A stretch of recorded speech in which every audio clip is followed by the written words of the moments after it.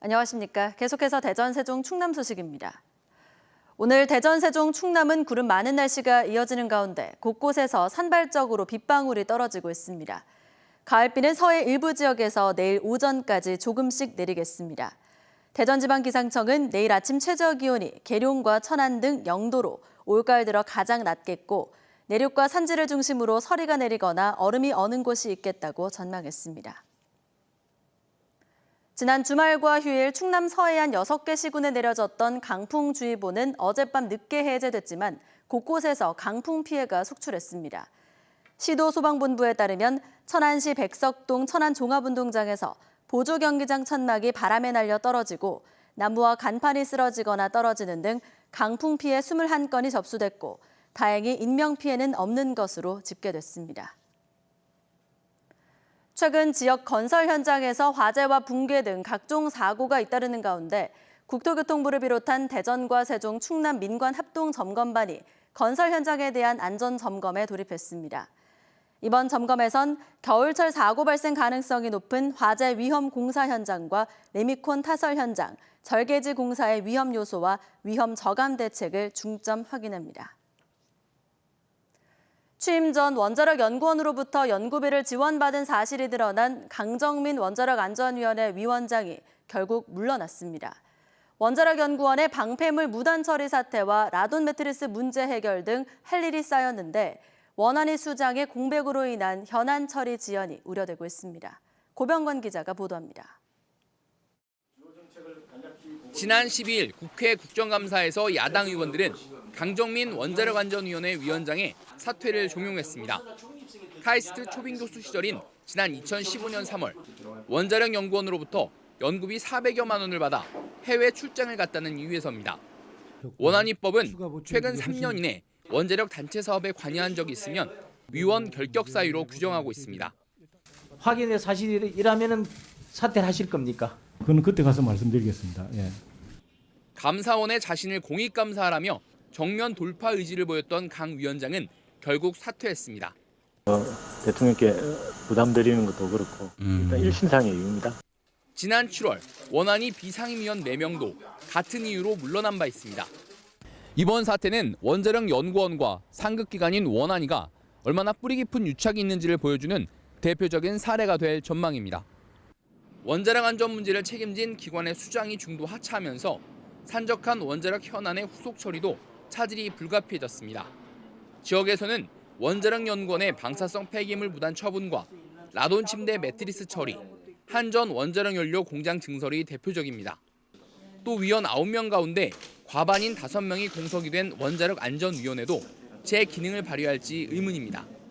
대통령의 강력한 의지를 가지고 원안위를 이번 기회에 감시와 규제를 갖춘 독립적인 기구로 전면 재편하는 노력과 의지를 보이는 것이 원안위는 위원 수가 적어도 회의 개최나 의결은 가능하다며 직무 대행 체제로 운영해 업무 차질을 최소화하겠다고 밝혔습니다. MBC 뉴스 고병관입니다. 지난 2015년 11월 민중 총궐기 집회 때 경찰의 과잉 진압으로 숨진 고 백남기 농민 사건 당시 살수차를 조종했던 충남지방경찰청 소속 경찰 2명과 현장 지휘관이 유족에게 6천만 원을 배상하기로 했습니다. 서울중앙지법 민사합의 42부 심리로 열린 조정에서 집회 당시 살수차를 지휘하고 조종한 신윤균 전 서울지방경찰청 4기동단장과 충남청 소속 한모, 최모 경장은 유족 4명에게 6천만 원을 지급하기로 합의했습니다. 지난 6월 1심 재판부는 한 경장에게 징역 8월에 집행유예 2년, 최 경장에게 벌금 700만 원을 각각 선고했으며 배상금은 동료 경찰들이 모금한 1억 원에서 충당할 것으로 알려졌습니다. 서산경찰서는 성추행을 당했다며 시의원 등을 협박해 수천만 원을 갈취한 42살 A씨를 구속했습니다.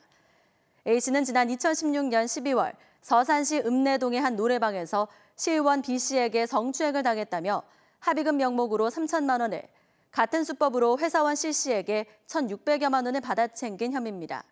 경찰은 또 이 과정에서 합의를 권유하는 등의 혐의로 충남도 의원과 신문사 기자 등 2명을 공동 공갈 혐의로 불구속 입건했습니다.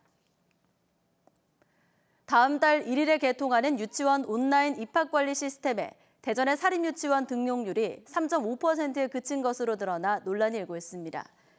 대전시 교육청에 따르면 오늘 접수를 마감한 처음 학교로 해 대전은 전체 167곳의 사립유치원 가운데 6곳만 신청해 3.5%의 등록률을 보였습니다. 충남은 135곳 가운데 123곳이 신청해 91%의 등록률을 보였고 세종도 사립유치원 3곳이 모두 등록했습니다. 전교조 대전지부는 대전의 사립유치원 참여율이 전국 꼴찌 수준인데도 교육청은 눈치만 보고 있다고 비판했습니다. 올해 이상고온과 집중호우 등으로 김장철을 앞두고 가을 무와 배추 가격 파동이 우려되는 가운데 충남 지역 재배 면적도 감소한 것으로 조사됐습니다. 통계청에 따르면 가을 배추의 경우 재배 면적이 올해 1,194헥타르로 전년 대비 22.8% 감소했으며 가을 무도 907헥타르로 14.6% 감소한 것으로 집계됐습니다. 이는 파종 당시 고온과 집중호우 등으로 재배 면적이 줄었기 때문으로 김장철 수요 공급 불일치에 따른 가격 파동이 우려되고 있습니다. 한국생명공학연구원 식물시스템공학연구센터 곽상수 책임연구원은 생명연 콘퍼런스에서 사료용을 포함한 한국 곡물 자급률은 24%로 국가 식량 안보를 위협하는 수준이라며 통일 한반도 시대까지 염두에 둔 식량 안보 대책을 마련해야 한다고 밝혔습니다. 과학연구원은 21세기 보릿고기의 양상이 1960년대 겪었던 상황과는 확연히 다를 것이라며 미리 대책을 마련해야 한다고 지적했습니다. 대전시가 민선 7기 일자리 정책 추진 목표로 고용률 70% 달성과 일자리 30만 개 창출을 제시했습니다. 대전시는 오늘 시청에서 일자리 정책 추진 방향 설명회를 갖고 4대 전략 13개 중점 과제를 추진해 일자리로 이어지는 경제 성장 기반을 구축하고 좋은 일자리를 창출하겠다고 밝혔습니다. 대전 지역의 지난달 실업률은 3.9%, 고용률은 59%로 충청권 지자체 가운데 가장 악화된 상태입니다. 대전 추모공원 제3봉안당 공사가 완료됐습니다. 대전 서구 계곡동 대전 추모공원에 조성된 제3봉안당은 지상 4층에 2만 5천 기를 봉안할 수 있는 규모로 다음 달 12일부터 신청을 받고 본격 운영에 들어갑니다. 충남도와 KB 하나은행이 소기업과 소상공인 경영 안정을 돕기 위해 업무 협약을 맺었습니다. 협약에 따라 KB 하나은행은 충남신용보증재단에 20억 원을 특별 출연하고 충남신용보증재단은 소기업 소상공인에게 300억 원의 신용보증을 확대 지원하며 보증료율은 0.2% 내리기로 했습니다. 프로축구 K리그2에서 조기 우승을 확정하고도 경찰청의 선수 선발 중단으로 해체 위기에 놓인 아산 무궁화의 운명이 다음 달 5일에 결정됩니다. 대전이었습니다. 고맙습니다.